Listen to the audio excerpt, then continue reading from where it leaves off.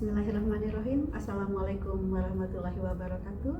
Saya Erna Subinar, SEMSI dengan NIDN 0413096601, dosen Ilmu Komunikasi, Fakultas Sosial dan Sastra Universitas Kebangsaan Republik Indonesia.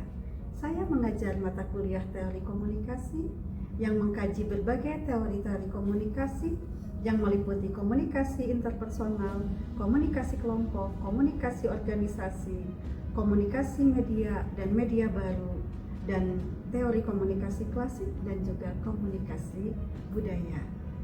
Mata kuliah ini berupaya untuk memberikan bekal pengetahuan teoritis dan pengetahuan praktis kepada para mahasiswa agar mampu memahami dan menganalisis perilaku komunikasi, tindakan komunikasi dalam konteks keseharian, dan juga sebagai seorang profesional dalam bidang komunikasi.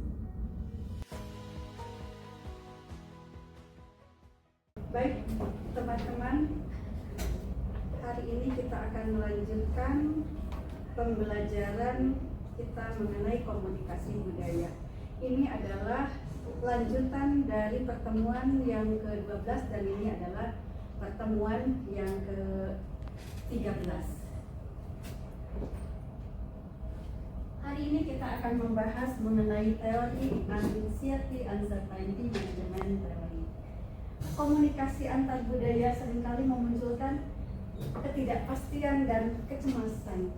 Nah, jadi Hans ini mengembangkan satu teori untuk menjelaskan bagaimana komunikasi efektif dalam mengelola kecemasan dan ketidakpastian dalam mengelola komunikasi antar budaya.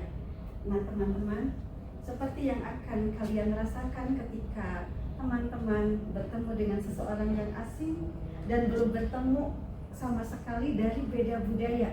Taruhlah kalian bertemu dengan orang India, kalian akan cemas. Sementara kalian memiliki kemampuan untuk berbahasa Inggris, mungkin saja dia tidak memiliki kemampuan bahasa Inggris. Dan kalian juga akan merasakan kecemasan, apakah dia bisa berbahasa Inggris seperti saya? Dan kemudian juga ada satu ketidakpastian, apakah ketika berbicara ini dapat juga dilanjutkan atau tidak? Atau ketika kalian pada satu konteks tertentu, misalnya dalam perkuliahan dan ada kalian menjadi satu mahasiswa asing di sana, kalian kuliah di luar negeri, misalnya di Korea, kalian juga pasti akan ada satu yang mengalami kecemasan dan ketidakpastian ketika menjalani hubungan pertama pada saat kalian duduk sebagai seorang mahasiswa asing. Nah, di dalam teori ini menjelaskan bagaimana cara mengelola kecemasan dan ketidakpastian ini, dan bagaimana kemudian kalian menurunkan satu tensi-tensi tertentu atau menaikkan tensi tertentu dalam komunikasi yang kemudian kalian itu pada akhirnya itu mengelola komunikasi. Bagaimana cara kalian itu mengelola komunikasi supaya kalian bisa tetap bisa adaptasi di sana. Misalnya kalian sebagai seorang mahasiswa asing, adaptasi di sana, atau seperti tadi orang India, ternyata dia juga bisa berbahasa Inggris, tetapi walaupun bahasa Inggrisnya sama, mungkinnya bisa punya kemampuan berbahasa Inggris yang sama, tetapi karena dia ada dalam latar budaya yang berbeda, tetap kalian akan melakukan satu penyesuaian di dalamnya. Dan kemudian juga tetap kalian akan merasakan ada kecemasan dan ketidakpastian pada saat bertemu dengan orang baru atau berada di tempat yang baru. Nah, kemampuan untuk mengelola atau memanage kecemasan dan ketidakpastian dalam komunikasi antar budaya ini sangat penting agar lebih peka, terbuka dan adaptif pada dunia yang global, ya. Kemudian kita juga akan mempelajari yang lainnya lagi adalah Identity Negotiation Theory. Teori negosiasi identitas yang digagas oleh Tim Tumi ini adalah juga sebagai salah satu teori komunikasi antar budaya. Terdapat dua tujuan utama dalam teori ini, yakni yang pertama adalah identity security, yaitu keinginan identitas kita diakui, dihargai, dan diterima oleh orang lain, dan juga lawan bicara. Kemudian yang kedua, ada yang dinamakan dengan relational role expectation. Kita ingin tahu dan menyepakati peran sosial lawan bicara, posisinya apa sebagai dokter, pengacara atau petani dan sebagainya. Jika selaras komunikasi berjalan lancar, tapi jika tidak selaras maka akan gagal. Baik, kita akan membahas dulu yang pertama di dalam identity security. Kita ingin dihargai sebagai seorang mahasiswa dalam negosiasi. Maka kalau seandainya kita tidak dihargai sebagai seorang mahasiswa, maka kalian akan meninggalkan komunikasi itu atau gagal komunikasi itu. Misalnya kalian ini pada saat bersama dengan teman-teman kuliah, kamu adalah seorang mahasiswa dan kemudian yang satu lagi juga mahasiswa. Tetapi temanmu yang mahasiswa yang ini itu tidak mengakui keberadaanmu sebagai mahasiswa. Alah, kamu ini paling juga kamu kan mahasiswa, kamu kan dari kelas kamu kan dari suku ini misalnya. Paling kamu tuh tidak sepandai mahasiswa itu, misal ya. Nah, ini kan satu, artinya kan posisimu itu tidak diakui. Kamu akan menjadi seorang yang kelas kedua gitu, dianggap kelas kedua, maka komunikasi pun akan gagal. Dan kemudian pada saat juga kita melakukan relational role expectation, kita juga ingin tahu siapakah lawan bicara kita. Makanya, ibu dari mana? Apa pekerjaan ibu? Anaknya berapa? Itu adalah satu pertemuan awal untuk melakukan satu komunikasi. Apakah komunikasi kita itu bisa seimbang nggak dengan dia? Karena umumnya pada saat komunikasi tidak seimbang, kita juga sama akan meninggalkan komunikasi itu dan tidak bisa melanjutkan ke tahapan berikutnya.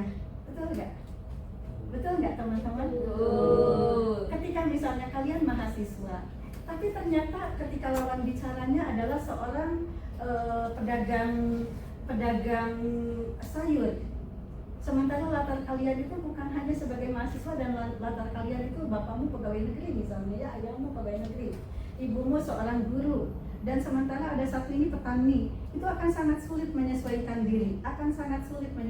diri, Itulah sebabnya mengapa pada saat pertemuan itu selalu kita menanyakan identitasnya, ya. Kemudian jadi intinya komunikasi bukan hanya sekedar isi pesan, namun juga bagaimana memosisikan diri dan memvalidasi lawan bicara, ya. Dan kemudian teori ini menekankan bahwa pengakuan, penghargaan, dan saling menyesuaikan identitas menjadi komunikasi yang sehat. Makanya mengapa kalau dalam komunikasi umumnya kita itu saling menyeimbangkan lawan bicara. Kalau lawan bicaranya suka guyon, kalian suka baper, itu akan tidak nyambung komunikasi itu. Tapi kalau satunya guyon lagi, meledak jadi komedi, arena komedi dan nyambung. Makanya mengapa dalam satu komunikasi kemampuan menyeimbangkan diri ini sangat penting. Kemampuan memosisikan diri itu sangat penting. Dan ini adalah hal yang sangat praktis yang harus bisa kalian lakukan sebagai nanti jadi ahli komunikasi untuk diterapkan di lapangan. Bagaimana kita mengimbangi lawan bicara. Tetapi kalau seorang sarjana ilmu komunikasi atau kalian yang sedang belajar ilmu komunikasi, kemampuan mengimbangi lawan komunikasi itu penting. Makanya mengapa mahasiswa ilmu komunikasi itu harus banyak membaca segala macam dilahap supaya bisa mengimbangi semua orang dan bisa mengakomodasi lawan bicara, ya. Dan kemudian kita akan selanjutnya ini yang terakhir mengenai communication accommodation theory. Communication accommodation theory ini dikembangkan oleh Howard Gills yang menjelaskan bagaimana kita menyesuaikan gaya bicara agar bisa diterima dan dihargai dan mempertahankan identitas itu tergantung kepada situasi. Teori ini menekankan pada dua bentuk utama. Yang pertama adalah konvergensi. Jadi kita itu cenderung mendekatkan gaya bicara kepada lawan bicara yang tujuannya untuk menciptakan rasa akrab, diterima, dan harmoni. Contohnya, kalau kepada orang tua, kita akan menempatkan diri bagaimana supaya bisa diterima sebagai orang yang dianggap santun. Atau sebagai mahasiswa, akan sangat beda berbicara dengan temanmu dengan berbicara dengan dosen. Itu kan keinginan untuk diterima. Atau ketika kalian dalam satu budaya tertentu, misalnya di Jawa, kalian juga akan ikut-ikutan memakai baju Jawa misalnya ya, kayak kebaya yang khas-khas Jawa begitu. Itu juga satu keinginan untuk diterima. Atau mungkin kalian sedang ada di Pulau Rote, ya, kalian akan menggunakan topi seperti orang Rote, atau mungkin juga menggunakan kain tenun Rote. Itu juga satu keinginan untuk diterima. Itu namanya konvergensi dalam istilah communication accommodation theory. Dan kemudian yang kedua ada yang dinamakan dengan divergensi. Kita menonjolkan perbedaan dengan lawan bicara, tujuannya untuk menunjukkan identitas kelompok, menjaga jarak, dan menegaskan perbedaan. Misalnya seperti ini, saya berasal dari suku Sunda. Jadi pada saat kalian mengatakan saya berasal dari suku Sunda, maka budaya luar, budaya lain yang sedang mungkin teman-teman datangi, oh orang Sunda, pasti dia tidak bisa berbicara bahasa Batak misalnya, seandainya Anda ada di masyarakat Batak. Nah, ini juga sebagai bagian dari communication accommodation theory. Jadi identitas sebagai seorang Sunda akhirnya itu bisa dipahami oleh orang Batak. Demikian kuliah kita hari ini mengenai komunikasi antar budaya. Ada teori yang akan kita gunakan, yaitu yang tadi adalah apa? Teori yang uncertainty. Oh ya benar. Uncertainty management theory, identity negotiation theory, dan communication theory. Gunanya untuk apa kita mempelajari ini? Ada yang bisa menjawabnya? Selama ini saya mengajarkan ini yang 3 teori ini, apa yang Anda pahami dari di sini? Menjadi kunci komunikasi yang lebih sehat. Betul, menjadi kunci komunikasi yang lebih sehat. Ada lagi? Apa guna kita mempelajari komunikasi budaya? Menghindari konflik antar budaya. Menghindari konflik antar budaya. Kemudian apa lagi? Ada lagi yang bisa menambahkan?